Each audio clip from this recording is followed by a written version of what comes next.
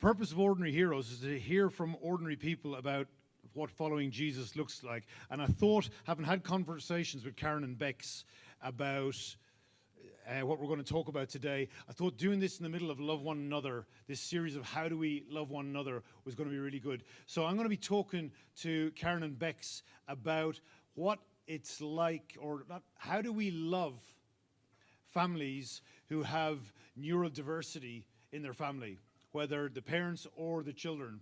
How do we as a community love families with neurodiversity more effectively? And I guess that's the full extent of my intro. I think for me, so I had breakfast with somebody yesterday who's got a number of neurodiverse kids, and their comment to me was they grew up in quite a traditional home where discipline looked like that, and I grew up in a home where discipline looked like that. The spare the rod, spoil the child-diverse was definitely at the top of the thing, and let's just say that there are still wooden spoons in the house that I grew up in that are in half because of how they connected with me. And I don't have issues with it, but the point I'm trying to make is I grew up with a very direct form of parenting, and in my understanding, life was very black and white. And then through conversations with people and through some of the work that we're doing in the Women's Hub, you begin to understand, oh, maybe life isn't so black and white. Maybe there's complications. Maybe there are things that don't fit in the nice little boxes that I had. And I think we all discover that as life goes on, that the nice little boxes that we had don't necessarily work.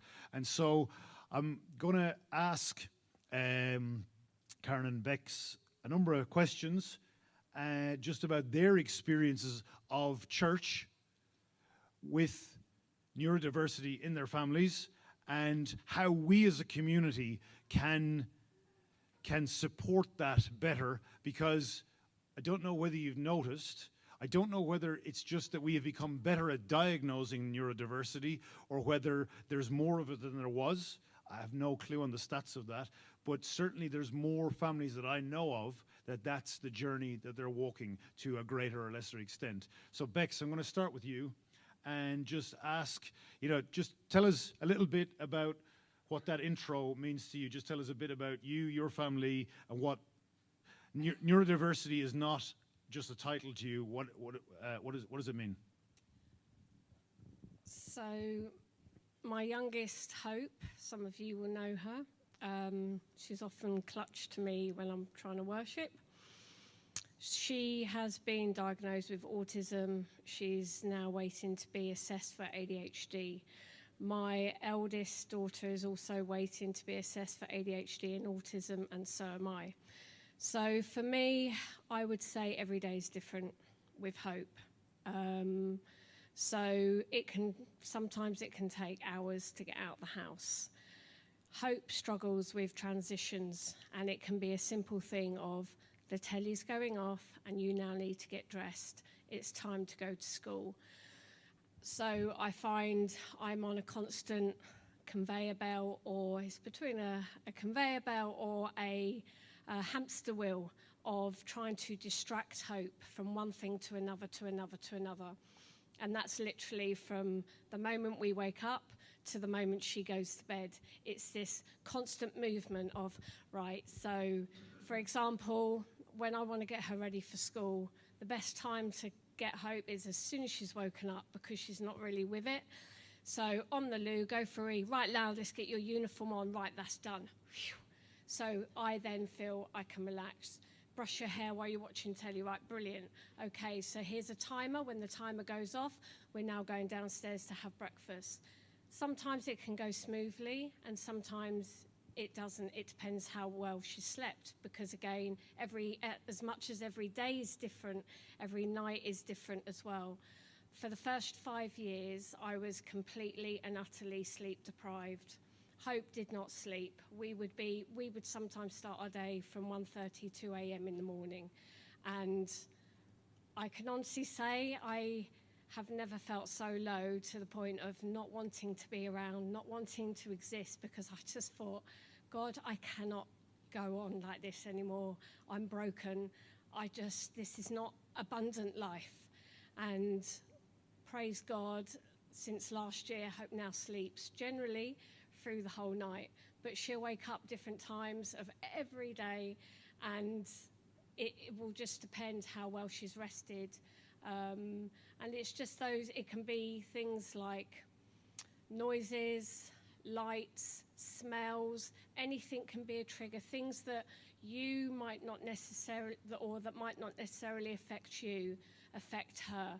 She doesn't like going into busy places. She doesn't like going to new places. She finds going into dark places. The first time I took her to London Aquarium, she had a massive meltdown just at the entrance. And when I say a meltdown is very different to a tantrum.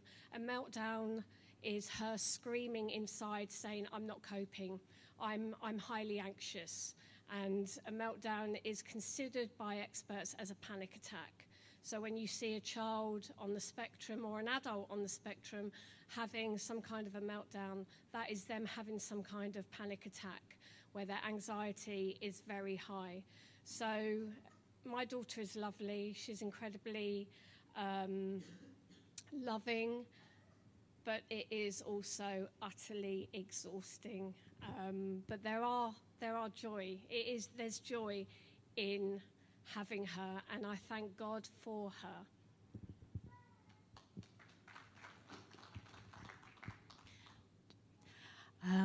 So you probably have heard Paul making jokes about me sitting at the back knitting, and I haven't made jokes about that.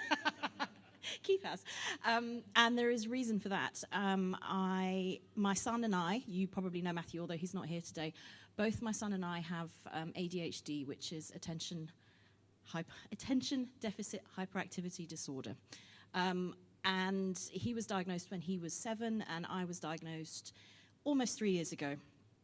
I think for us, it's been quite a journey, and my mantra, we shouldn't have mantras, but my motto is not broken, we're different. And when you meet me, you probably think I'm a very confident, competent, capable person, and I have people come up to me and go, you're so organized, and you're so capable, and you're so confident. But actually, 99% of the time, there's a hamster inside my head, and I'm thinking about the next thing, or I'm thinking about the thing that's happening coming towards me, or I'm thinking about the thing that's just happened. I struggle with concentration. I struggle with focus. So I'm sitting at the back knitting because knitting helps me to participate in what's happening with the preach, or what's being spoken, or what's being prayed, because my brain copes better when I do two things at once, which sounds very weird. Matthew struggles. When we first brought Matthew to church, it was a bit of a shock because we'd had my oldest child who loved church. She loved people. She'd sleep through the noise. She happily went into kids' min. She would talk to anyone. She was very, calm. The first time we brought Matthew to church, when he was probably about 1, and he wasn't a baby anymore, he screamed through the whole service, and he screamed until we got him home. And every time I brought him into the room where it was noisy and busy and loud, or there was music, he would scream. So I spent the better part of until he was about 3.5 not in church because he couldn't cope. And we didn't know what was wrong with him, and we didn't understand why. And now we realize that it was basically this massive sensory overload. Since he's been diagnosed with ADHD, we've kind of realized what works for us and what doesn't work for us. And there are things that we do as a family that I know other people wouldn't do and wouldn't necessarily understand. So I think for us, it's just about the difference and making life work, and me feeling more confident in my choices and going, do you know what, I'm doing that because it means we can manage this. And sometimes that's harder and sometimes that's easier. So, yeah.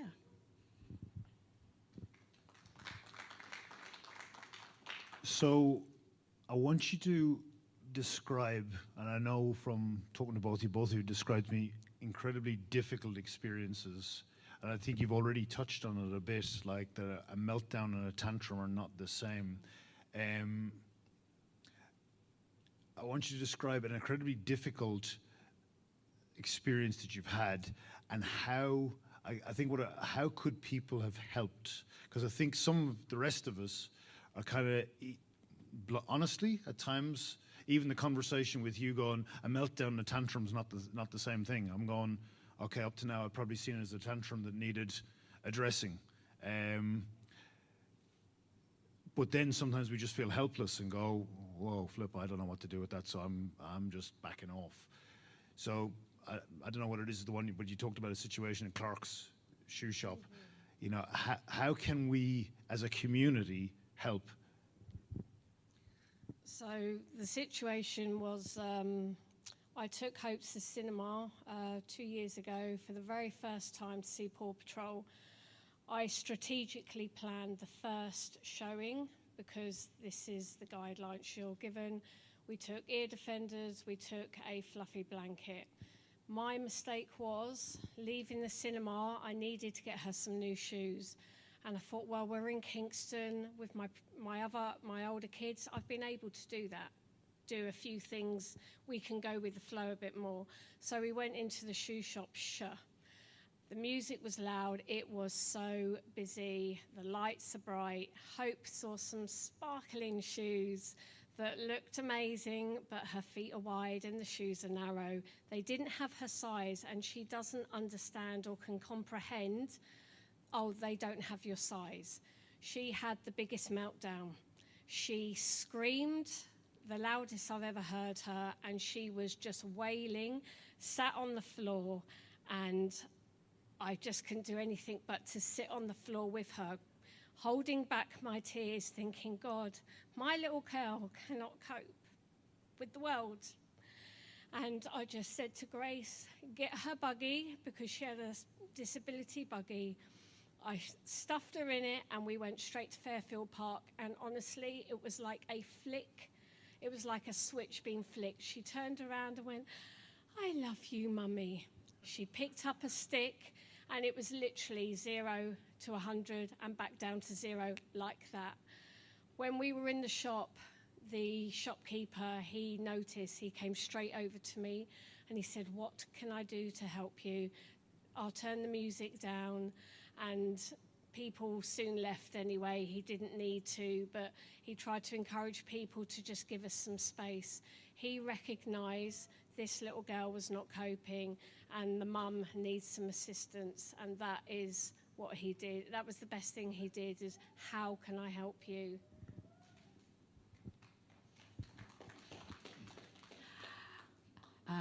How many of you have got on a bus and there's been a toddler or a child, and that toddler or child has had a tantrum? I was going to say, you can all put your hands up. I think for me, it's very, very hard when your child is having a tantrum, and actually it's not a tantrum, it's a meltdown because they're not coping. And as an outsider looking in, it can be very hard because you're like, that kid's screaming on the floor and the parent's not doing anything, or that child is trying to get out of a room, or that child is sitting in their pushchair screaming their lungs out on the bus and I just want them to stop. Or, that child's being very noisy at the back of church, or that child's out in the auditorium and you can hear them yelling.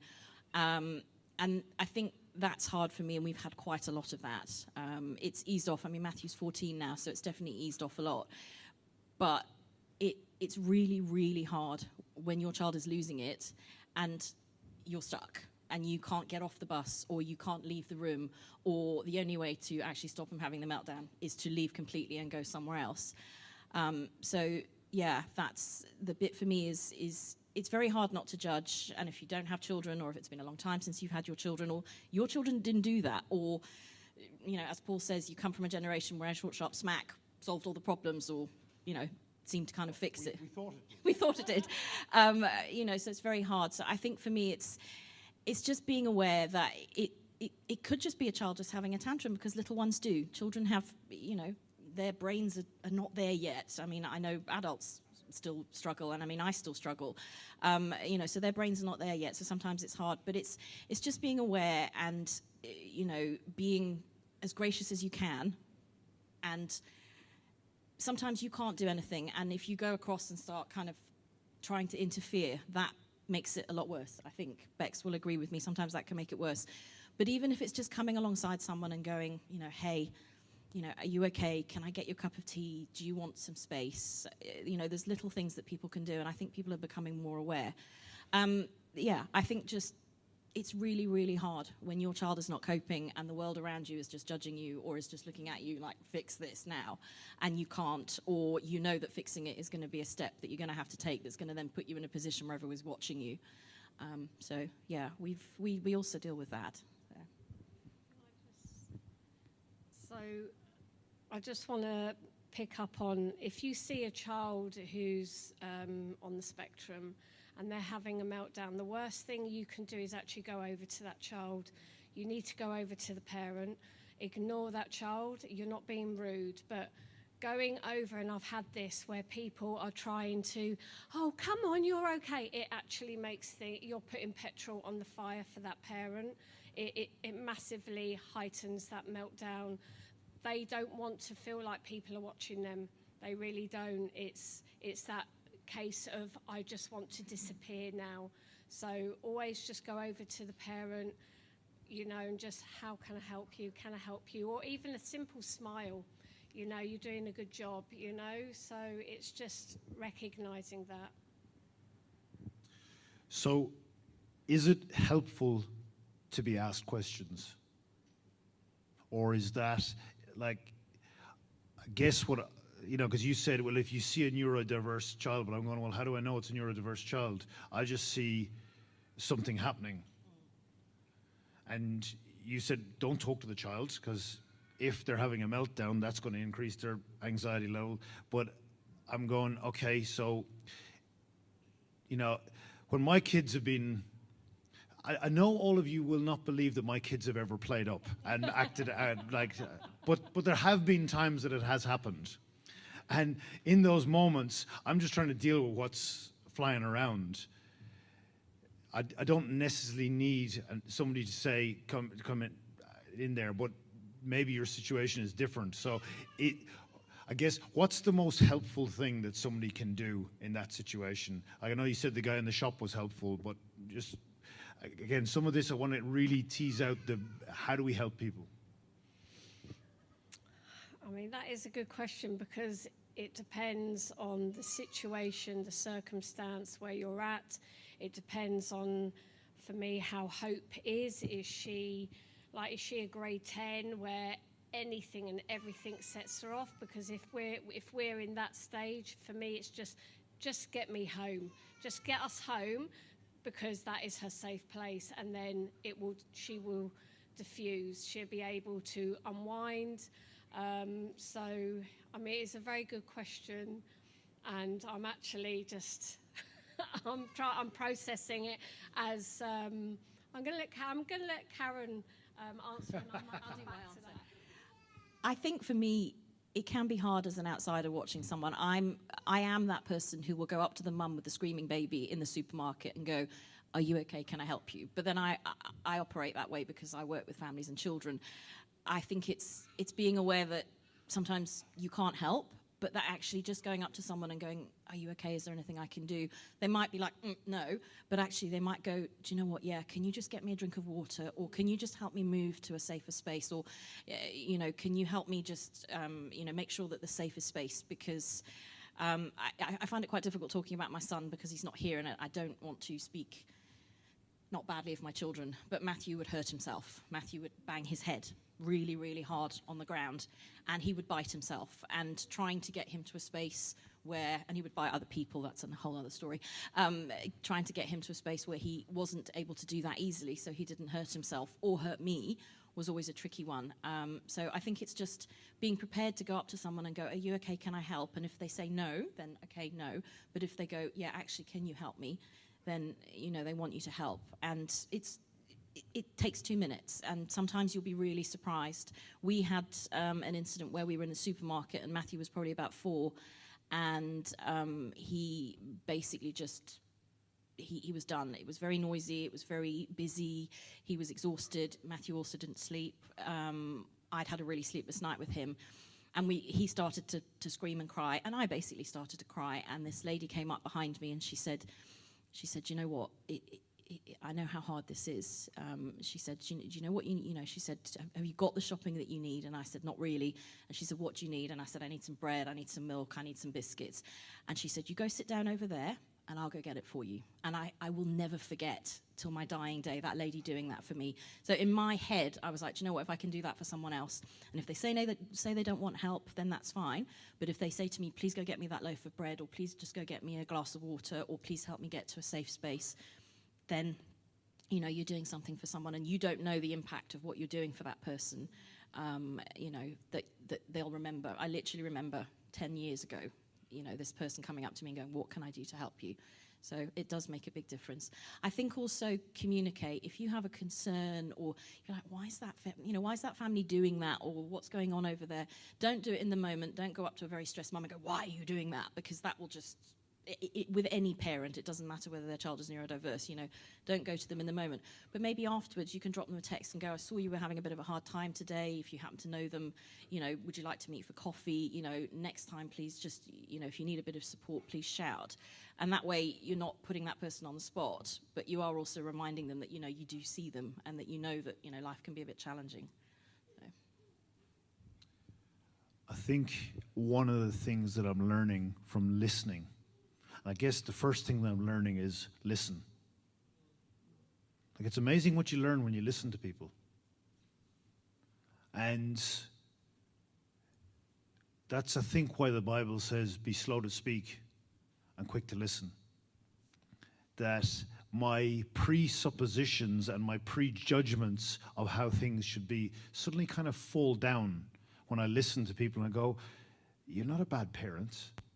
You're not like those people that are taught, that I grew up believing just didn't discipline their children. You're trying to do everything, but there's just," you know, and I guess for me, I understand this a bit because I've got a brother who's 2 years younger than me who, he has no diagnosis. Some of you have met him. He comes here when he comes over to visit. He looks the same as anybody else, but if you say hello to him, you won't get a word back out of him. He was probably brain damaged at birth. And so I've seen people just treating you differently because they just don't know how to deal with it. And I think what I'm learning from listening to you and others is judgment is, you've got a problem, you go fix it. Carrying one another's burdens is there a problem here? Can I help you? And I think that goes a whole lot more beyond just neurodiversity and children. This goes with us as a community. When you see something that you think, "Oh, I'm not sure that that's right," rather than going, "You're a problem, go and fix yourself and come back and tell us when you're fixed." Rather, "Is this okay? How can I be in the mess?" That's what Jesus did. He climbed into the mess with us. And that's what we're supposed to be doing.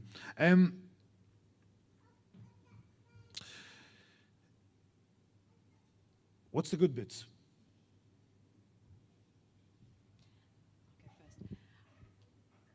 I think the good bits for me is, particularly, I've found, this sounds really cheesy and you see it on social media, I found my tribe. We have a very small, close-knit circle of people who have our backs, and we know that they have our backs, and I know that I can text and go, "Hey, you know, this is really hard." I think it's also taught me, it's made my, I was a nanny, a pediatric nurse, I've done childminding. I now do quite a lot of the family stuff in the church, and it's really, really opened my eyes to, you know, I might walk into a room and I'll be like, "Oh," and then I'll be like, "Hang on a minute, you know, you need to reflect on your own, you know, your own experience." So I think it's made my eyes really, really open. Having a child with a diagnosis of ADHD and then also my own diagnosis, it's made me very, very open to walking into situations and going, "Okay, what's really going on here? What is happening with that person?" So it's been very educational for me.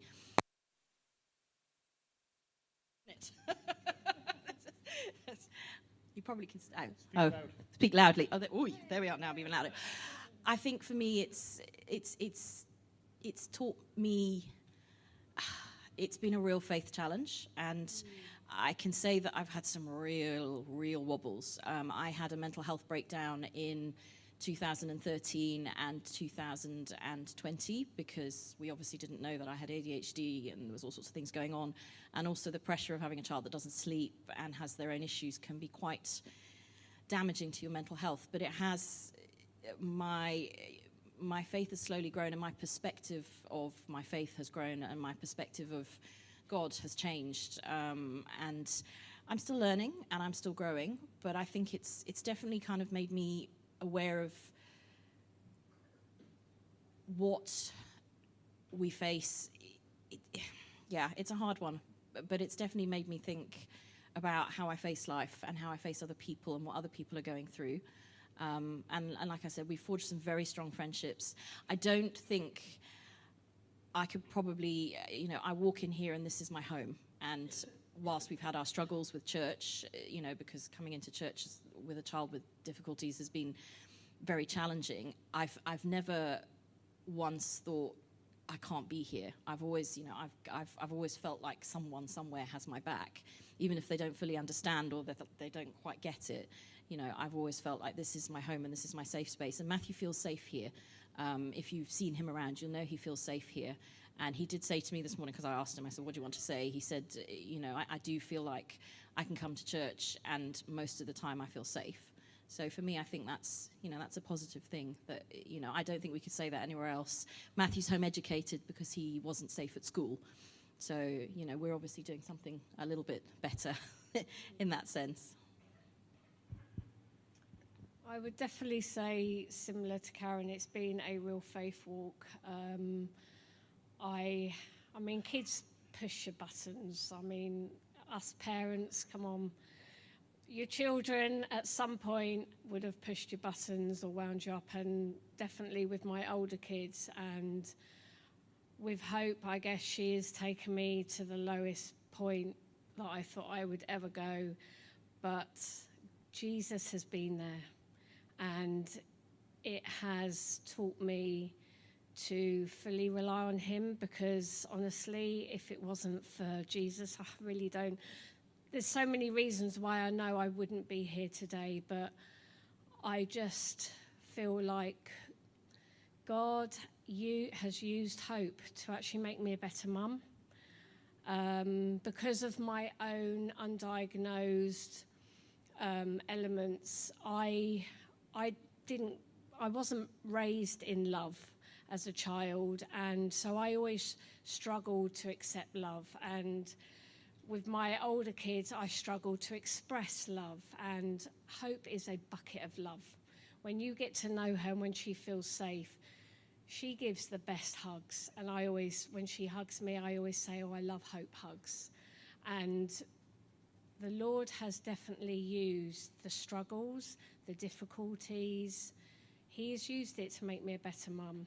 And I really thank God, because where I'm standing right now to the woman or to the mum that I was 10 years ago, completely different. I've learned how to love, and I've learned how to express love. I've learned how not to judge others as well, because I think until you are on the spectrum yourself, or until you have a child on the spectrum, it's really hard to understand the world that person lives in. And it can be incredibly lonely at times. I think the first couple of years, I felt like a prisoner in my own home, because I felt like I couldn't leave the house because of the risk of meltdowns. So similar to Karen, it's finding your tribe, having friends that have also got kids on the spectrum who really get it as well. And those who don't have children on the spectrum, but they understand, and they're able to come and stand alongside you saying, I don't get it really, and that's okay, but I'm here for you. Brilliant. I've got two quick questions. Well, I don't know if they're quick, but we're going to try and keep them quick. One, I know that part of the challenge for you has been that when you have to parent in a different way than what other people do, some people get upset by that. Some people are like, oh, but this is, and it can feel very judgmental. You have to maybe allow behaviors that other parents don't. How can we, I don't know whether you'd say you've answered already, but how can we as a community help, or is it just by understanding that it is different? I think it is just understanding it is different. With Hope, I have to really just pick my battles, almost like a teenager. You know, you pick your battles. There's just some things I'll intervene, and there's just other things I will just let slide out of fear of a meltdown, if I'm perfectly honest. And again, it's different situations, different day, different hope. So it's just playing everything by ear. Like you'll see that sometimes I will bring a tablet and headphones for Hope. I try to discourage that as much as I can. I would rather her be engaged in church, in the worship and what's going on. But sometimes she just can't cope with it, and she wants to be locked away. She wants it all the noise, and she just wants all of that just to kind of disappear. And I kind of, again, I'm picking the battle. What is my choice? My choice is I stay at home. My choice is I go downstairs, but then I'm coming to church to go downstairs. So for me, I would rather have her in the service, because I still believe that Jesus can speak to her. I still believe that Jesus can touch her. Her headphones are not cancelling noise headphones. So it is just, picking your battles. I'd definitely agree with that one. So for us, it is tricky because there are things that we do as parents that go against everything that I've ever been taught. And for me, it's facilitating Matthew being in church. Matthew is actually very intelligent. I want to big him up a little bit, because I know it can sound quite difficult being a parent managing a child with a neurodiverse condition. Matthew is actually a very talented dancer. Some of you will know that he is hoping that will be his vocation. And if he didn't have ADHD, I don't believe we would have gone down that path. So it's, we have to take the hard bits with the really good bits. I think for me it's quite tricky. We did have a situation where Matthew uses an iPad, or he now has a phone because obviously he's a teenager, and he will be on his phone or his iPad during worship, and often if we're sitting in the preach, if he's not in Kids Min. And I did have someone go to some of the leadership and complain that Matthew was on an iPad during church, and it was making their lives difficult because they didn't want their child to be on an iPad. And I get that, and before I had my own children, I would have been like, ooh, that, no, got to make your child concentrate, whatever. I went to church where you had to sit for 2 hours and listen to the priest, and, we didn't have iPads and we weren't allowed to sort of not focus. But I know, for example, so a couple of weeks ago, Matthew sat through the service, he sat through the worship, and he sat through the preach, and he was on his phone the whole time. And I know that people looking at me like, teenager, parent. But actually, when we got in the car, he regurgitated the whole preach to me. He gave me his opinion on a few things, and we had a whole discussion. So just because he's sitting on his phone doesn't mean to say, like Beck says, that he's not absorbing, he's not listening, he's not got the whole hamster wheel. It's just how he does it. It's the same with me with my knitting. So if it can be quite hard to understand that that's why we do it, because it means that I can sit in church. I'm not sat outside trying to kind of hear with him, or, and actually means he can participate. So yeah, it can be quite challenging when you're doing things against the grain of what other people would do. So I think if you see, and ironically, I'm the safeguarding lead as well. So sometimes I'll say to people, if you have a concern, please go talk to someone. But I think it's also about using your discernment. And if you see, that kid's always on his iPad and the mum doesn't seem to be really doing anything with him, is it something you need to do something about? Or is it something you need to go away and think, maybe she's exhausted. Maybe, Bex is a single mum. So Bex deals with Hope a lot of the time. So if she's coming to church and Hope's on the iPad and Bex is kind of lost in the worship and you're thinking, she's ignoring that child.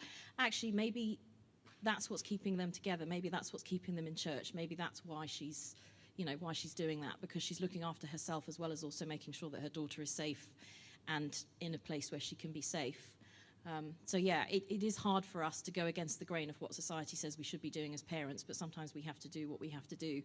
And I have no problem with being asked, come up and chat to me, come and say, oh, Matthew's on his iPad a lot in church. And I'll go, this is why Matthew's on his iPad a lot in church. Or, you might see Matthew sitting at the back with his, he does have noise cancelling headphones because he's very hypersensitive to noise.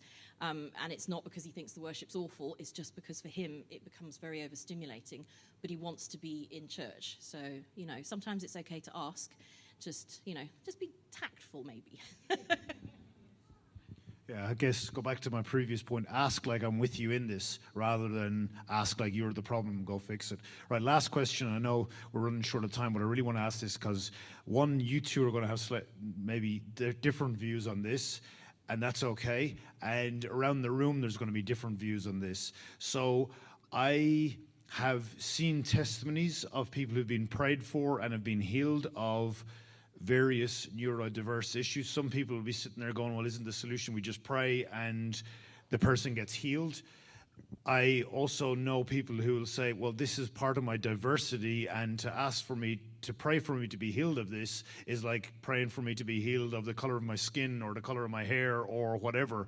And my sort of journey with praying for healing and stuff like this is how I've sorted this out in my mind is there is disability and there's diversity.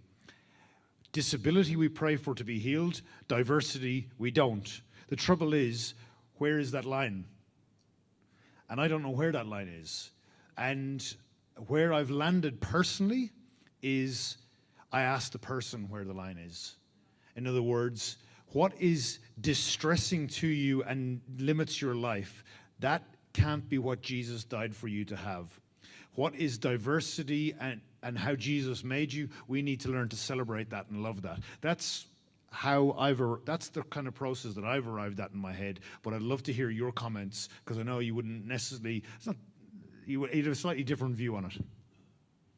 Yeah, so I've been also watching, or I feel like God has been showing me some testimonies of children being delivered. And it's something myself and Hope's dad, Dom, have discussed as well. Because initially I kind of thought, no, this is how God has created Hope. When I was pregnant with Hope, I specifically prayed over my belly, and I asked God I prayed that there would be no disability over my child.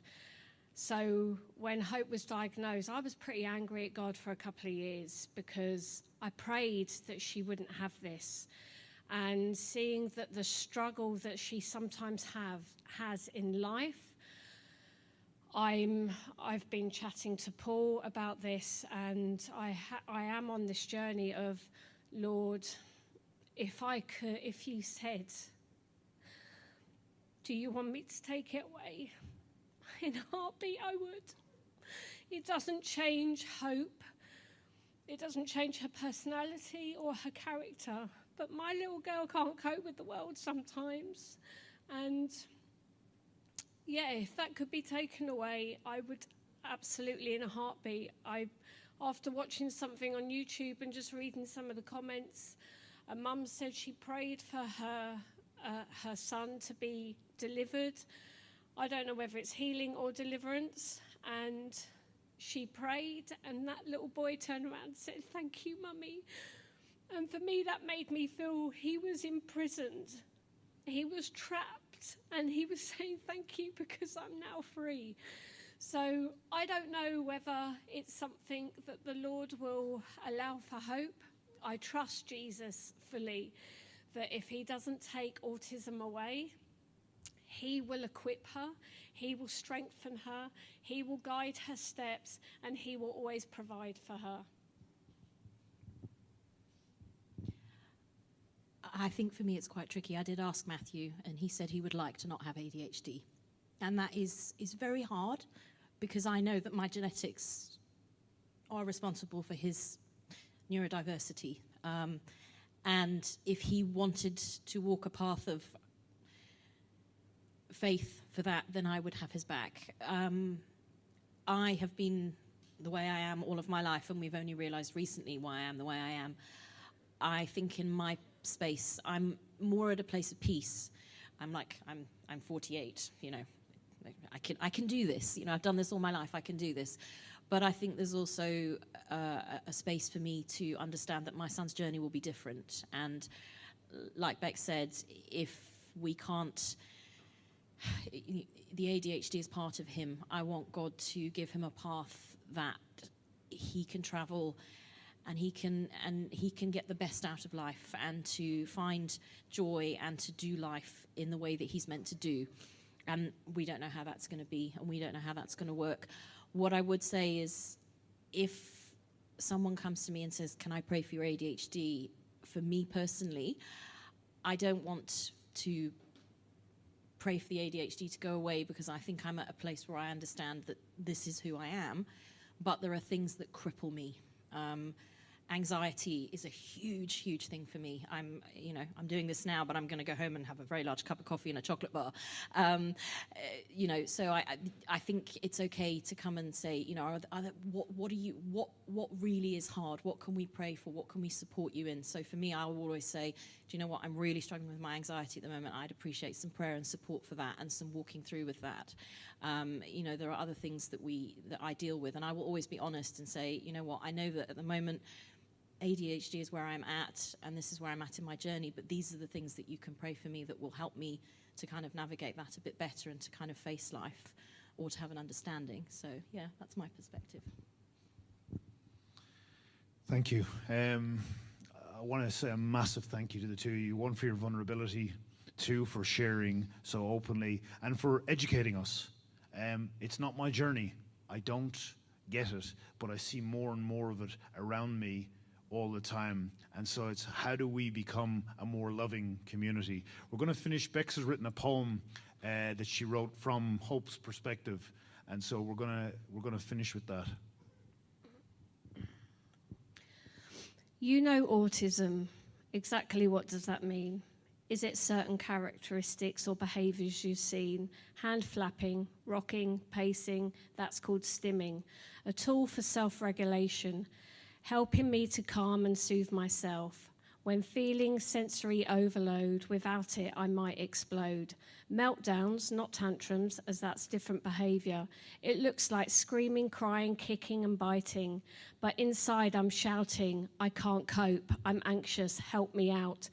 Take me to my happy place, parks, forest, wide open spaces.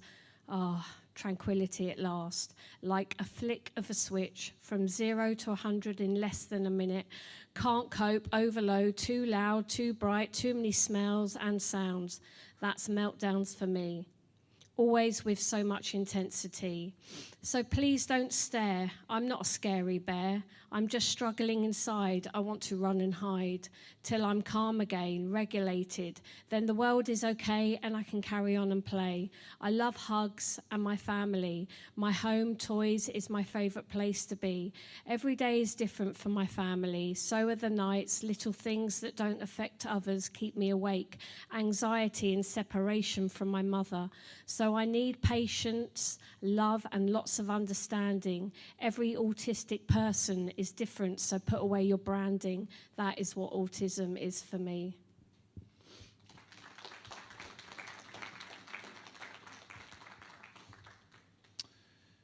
Jesus, we want to be a community, a family that loves one another, that loves in the way that you designed, that is self-sacrificial, that says, how can I stand beside you? How can I be with you in your struggle? Jesus, we want to be your hands and feet to people who are struggling, whether that's just because they've got children and they're not getting much sleep at night, or whether that's because their children have other challenges. Whatever that is, we want to be a family of faith who demonstrate the love of Jesus to those of us who are here already and those who are coming in through the door. And so help us to grow. Thank you for Bex, for Karen, for their honesty, for their vulnerability. I pray your peace over them. your peace in them and through them, and your peace in their homes and in their family. In Jesus' name, amen.